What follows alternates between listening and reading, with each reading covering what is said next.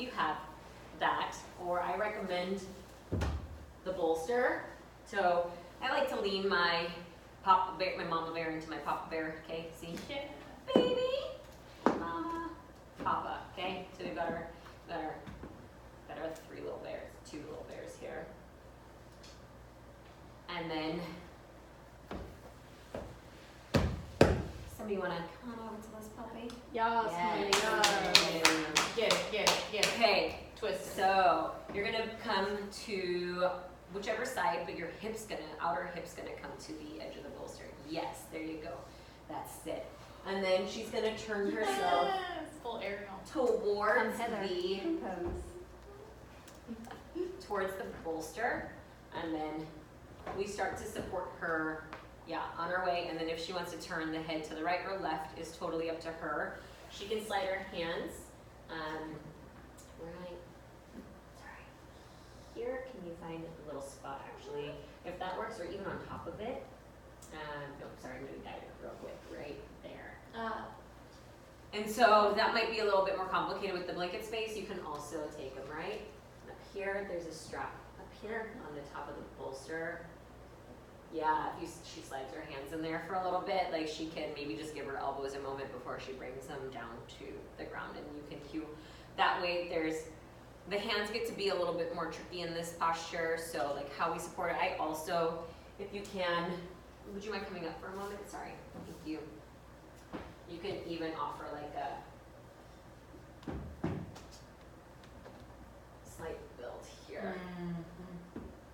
Oh, I'm gonna take it down just a little bit. Sorry, honey. There you go. Come on right up to it again. There you go. And then turn over.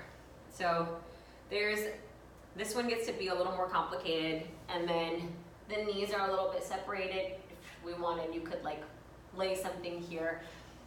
The thing about twists is 80% of your weight moves towards the sitting bone in the direction you're twisting towards. So 80% of her weight is going to try to shift into this right sit bone. We just want her to be able to find a little space. So there was a little extra blanket added here to help bring the bolster a little closer to her. You can add more and more blankets if like getting downward is complicated. Also, if they've got a lot of mobility, you can take all of these pieces out and have just the bolster on the ground with like one blanket to kind of create that space for the head. I also find that what sometimes helps, if they're going to take the twist all the way into the cervical spine, we have all of our little towels or sandbags right by the chest and the sternum to give it, because it's got a little dip in it, to give it a little support there for when they move into it. What would you say the pros, cons versus like lifting the bolster versus having it flat? Mobility, accessible, like I feel like it's like the ability to twist this deep is hard and sustain it. Because that hip flexor on the back gets real. Because this has so much of the weight that. Yeah, that puts me in pain. Yeah, it puts a lot of leg. Oh wow, I don't even feel that. Yeah. Yeah, for me this is pretty but when I've like got that little support, man, I'm just like in this pose. And you can also do like 2 blocks.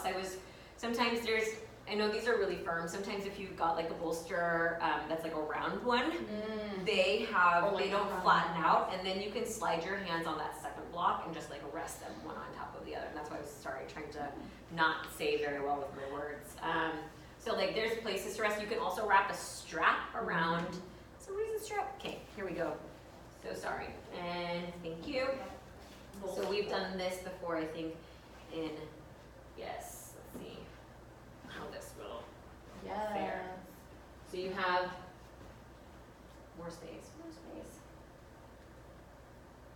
With the strap tied around it, I'll show you really quickly what that did not work the way I wanted it to. There we go. So there's a strap around this puppy. It's definitely all twisted. Nice and tight. And then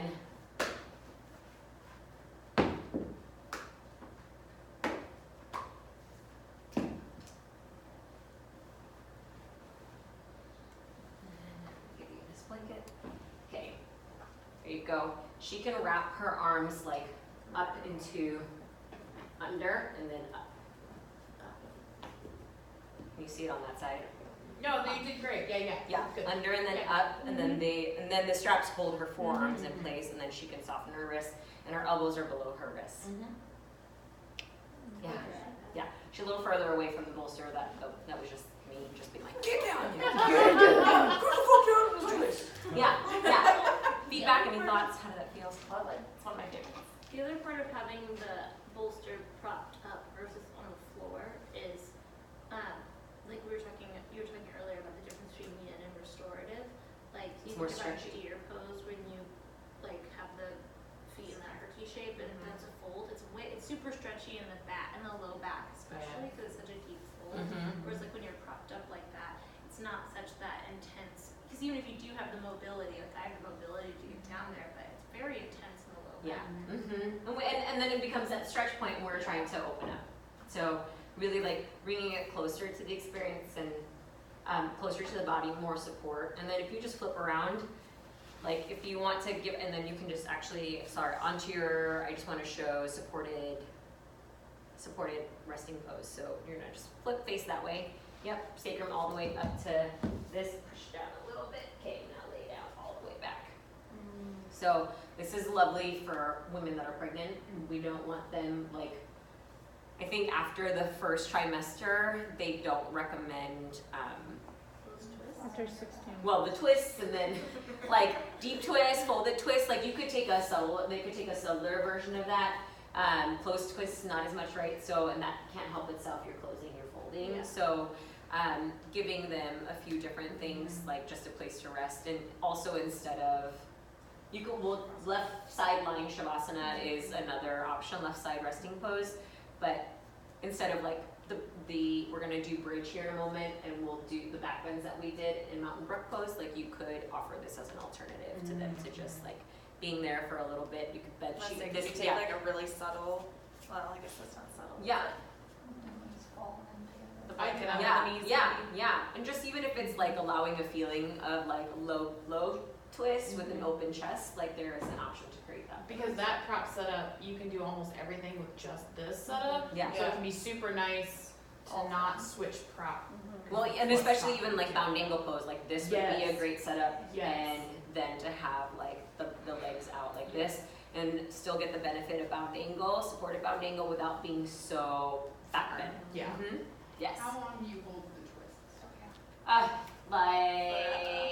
5 minutes each side. Purvi, can you speak to 3 things? One, transition. So in between postures, I know some yin teachers will have you have a moment in between each pose, cat cow or just subtle movement. Would you encourage that, or would you just go right into the next pose? Typically, I'd probably go right into the next pose.